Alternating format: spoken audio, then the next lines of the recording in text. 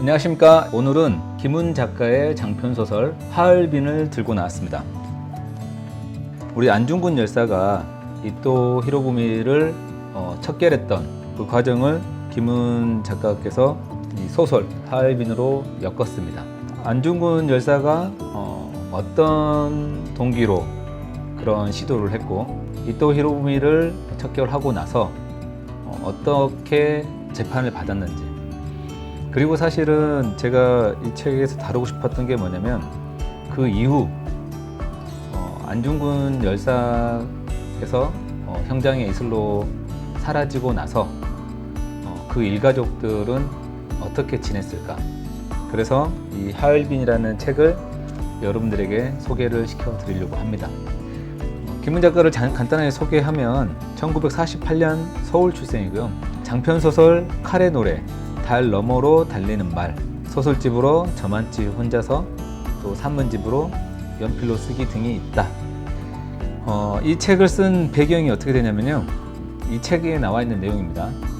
안중근의 빛나는 청춘을 소설로 써보려는 것은 내 고단한 청춘의 소망이었다. 중요하고요. 나는 안중근의 대의보다도 실탄 7발과 여비 100루블을 지니고 블라디보스토크에서 하얼빈으로 향하는 그의 가난과 청춘과 그의 살아있는 몸에 관하여 말하려 했다. 그렇습니다. 안중근은 사실 유복한 집안에서 장자로 태어났습니다. 어떻게 해서 이토 히로부미를 척결해야 되는 그런 과정까지 갈 수밖에 없었는지, 그 시대적 배경과 또 그 시대적 배경에서 고뇌하고 갈등했던 청년 안중근을 다뤘습니다. 안중근은 천주교 신자고요. 천주교에서는 살인을 금하고 있습니다. 절실한 천주교 집안이자 신자였던 청년 안중근이 이토 히로부미를 척결할 수밖에 없었던 건 인간 이토를 살해하려는 목적이 아니고 이토 히로부미에 의해서 작동되고 있는 이 동양 정세를 멈추기 위해서, 사실은 정치적 판단이었죠. 하지만 결과적으로 보면 안중근은 살해죄로 재판에 넘겨졌지 정치범으로 재판을 받지 못했습니다. 그런 과정을 김훈 작가께서 정말 담담히 쓰셨습니다. 이 소설을 어떤 형태로 썼는지 김훈 작가께서 독자에게 보내는 편지를 이 책에 끼워서 보냈습니다. 읽어드리겠습니다. 적의 법정에서 안중근은 아무런 정치적 정당성도 인정받지 못했다. 안중근은 다만 살인의 죄명으로 처형당했지만 그가 신앙하는 평화와 정의의 신이 그의 영혼을 안아서 거두었을 것으로 나는 믿는다. 나는 그렇게 기도한다. 동양 평화를 절규하는 그의 총성은 지금의 동양에서 더욱 절박하게 울린다.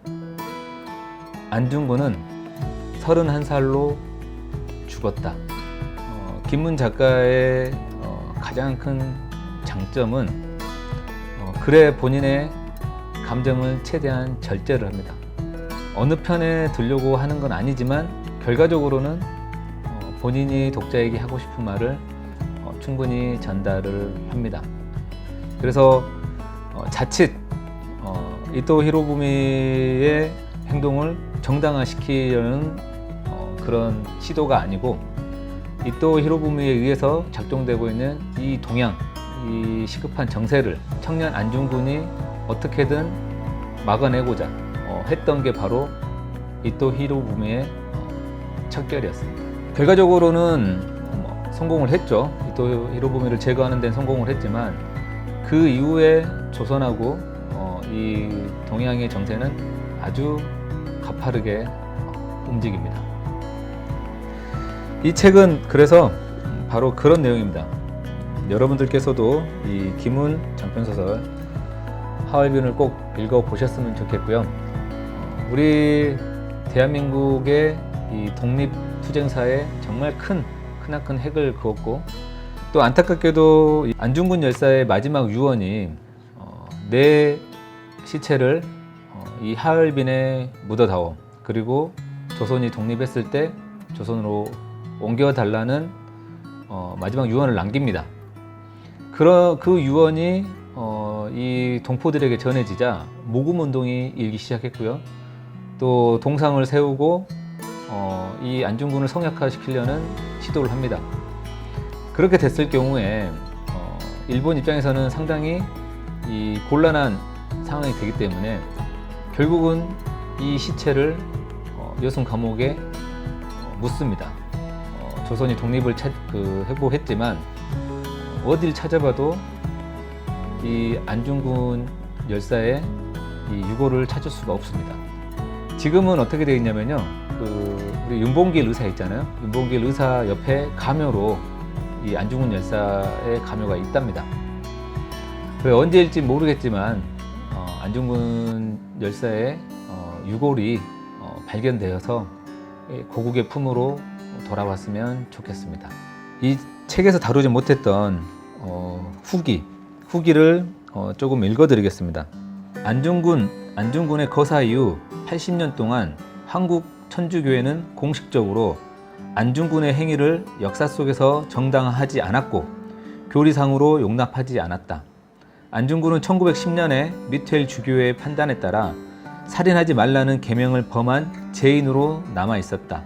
1993년 8월 21일 서울 대교구장인 김수환 추기경은 안중근 추모 미사를 집전했다. 이 미사는 한국 천주교회가 안중근을 공식적으로 추모하는 최초의 미사였다. 김 추기경은 이날 미사의 강론에서 일제치하의 당시 한국 교회를 대표하던 어른들이 안중근 의사의 의거에 대한 바른 판단을 내리지 못하고 그릇된 판단을 내림으로써 여러 가지 가오를 범한 데 대해 저를 비롯한 우리 모두가 연대적인 책임감을 느끼고 있습니다.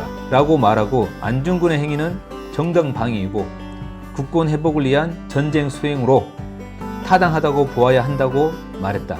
2000년 12월 3일 한국 천주교회는 대인연을 맞아서 세신과 화해라는 제목의 문건을 발표하고 한국 교회가 민족 독립에 앞장서는 신자들을 이해하지 못하고 때로는 제재하기도 했음을 안타깝게 생각한다고 입장을 밝혔다. 또 1945년 강복 직후에 김구는 여순 감옥 공동묘지에 묻힌 안중근의 유해를 발굴하여 봉안하려는 노력을 시작했고 그 후로 정부와 민간의 유해 발굴 노력은 계속되어 왔다. 2006년 남북한이 합동으로 발굴단을 구성해 조사를 실시했으나 성과가 없었고 그 후로 유해 행방에 관한 유의미한 정보는 없다. 1946년 3월 26일 안중근 순국 36주기를 맞아 서울운동장에서 10만 군중이 모인 가운데 기념식이 열렸다. 1946년 7월에 김구의 주도하에 이봉창, 윤봉길, 백정기의 묘가 서울 용산구 효창공원으로 이장되었다. 이봉창 묘 옆자리에 안중근의 가묘가 마련되어서 유해가 봉안될 날을 기다리고 있다. 또 안분도는 안중근의 장남입니다. 본명은 우생이다.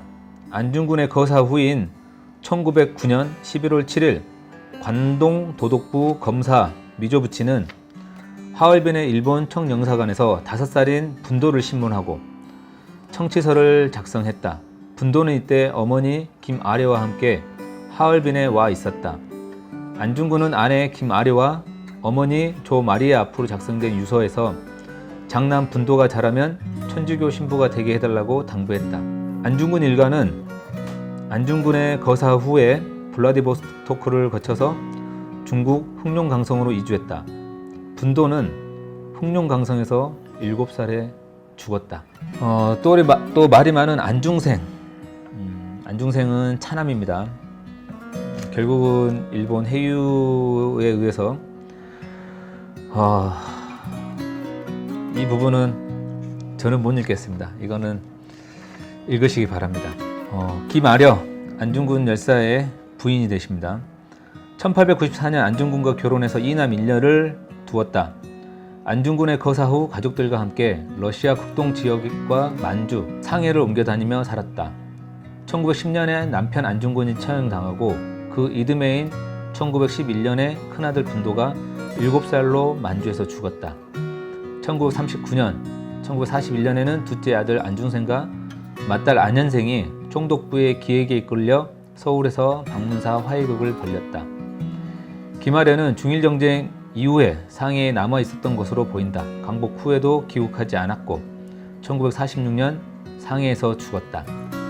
김아려의 생애는 거의 알려져 있지 않고 김아려의 고통과 슬픔에 대한 기억이나 기록도 남아있지 않다. 또 어머니인 조마리아님이십니다. 안중근, 안정근, 앙공근의 모친, 안중근의 거사 이후 블라디보스토크로 이주했고 그 후 다른 유족들과 함께 생활했다. 조마리아의 생애에 관해서 상세한 기록은 남아있지 않지만 여러 항일 혁명가들은 조마리아의 애국심과 희생정신과 용기를 기리고 있다. 조마리아는 1927년 상해에서 죽었다. 안정근. 안정근은 안중근의 동생으로 6살 연하이다. 안중근의 거사 직후 안정근은 진남포 경찰서에 연행되어 1개월간의 치조를 받고 풀려났다. 안정근은 풀려나자마자 여순으로 가서 안중근이 처형될 때까지 옥바라지를 했다. 안중근이 처형된 후 안정근은 자신의 동생 앙공근과 형 안중근의 가족들을 데리고 블라디보스토크로 이주했다. 안정근은 자파상을 경영해서 성공했고 독립운동을 위한 물적 토대를 마련할 수 있었다. 안정근은 25살 무렵부터 대가족의 가장 역할을 떠맡았고 북만주 독립운동의 지도적 역할을 수행했다. 안정근은 안창호와 긴밀한 관계를 유지하면서 독립운동 자금 모금과 모병, 교육에 헌신했다. 안정근은 여러 독립투쟁 단체들의 통합을 추진했고 청산리 전투에 참가했다. 1920년대 중반 무렵에 안정근은 지병이 발병해서 위에이로 이주했다. 안정근은 10년 동안 요양했다. 1937년 중일전쟁이 발발하자 그는 가족들을 데리고 홍콩으로 이주했고 그 후 중경으로 옮겼다. 1940년에 그의 딸 미생이 김구의 장남인 인과 혼인하였다. 안정근은 광복 후에 귀국하지 못하고 망명지 상해에서 사망했다. 앙공근. 앙공근은 안중근의 둘째 동생으로 나이 차이는 10살이다. 앙공근은 상해에서 구미공사관의 통역과 정보원으로 활동하면서 안중근 가족의 생계를 부양하는 한편 여러 독립운동 단체에서 지도적 역할을 수행했다. 앙공근은 김구의 채측근으로 활동했다. 앙공근은 김구가 기획한 이봉창, 윤봉길 의거에서 핵심적 역할을 했고 대외적으로 김구의 대리인 역할을 했다. 1937년 10월 일본군이 상해를 공격하자 김구는 앙공근을 상해로 파견해서 김구 자신의 어머니 곽나공과 안중근의 직계 가족들을 데리고 오라고 했는데 앙공근은 김구의 가족을 데리고 왔으나 안중근의 가족을 데리고 오지 못했다. 김구는 이 일로 앙공근을 심하게 질책했고 이것이 한 원인이 되어서 김구와 앙공근의 관계는 불편해졌다.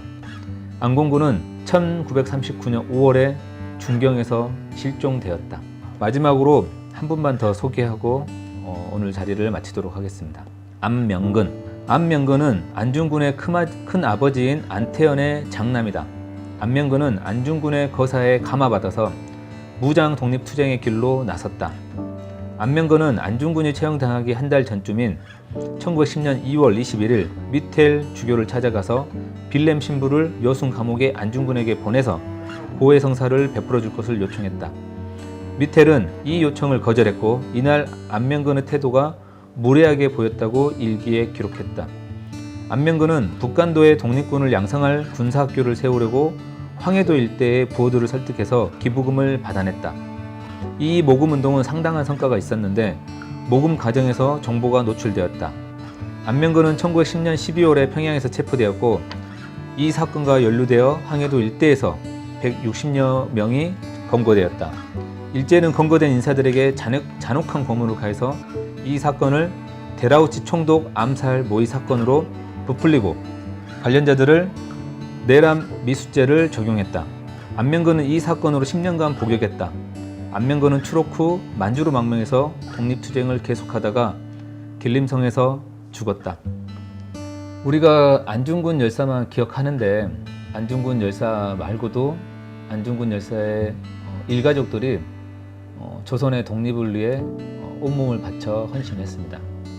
이런 아픈 역사 또 그런 환경을 극복하고 대한민국 독립을 위해 목숨을 초계와 같이 버렸던 그분들의 헌신을 반드시 우리 후손들은 잊지 말아야 된다. 그래서 김은 작가의 이 하얼빈을 여러분들도 꼭 한번 읽어보셨으면 좋겠습니다. 네, 오늘 방송 마치도록 하겠습니다. 감사합니다.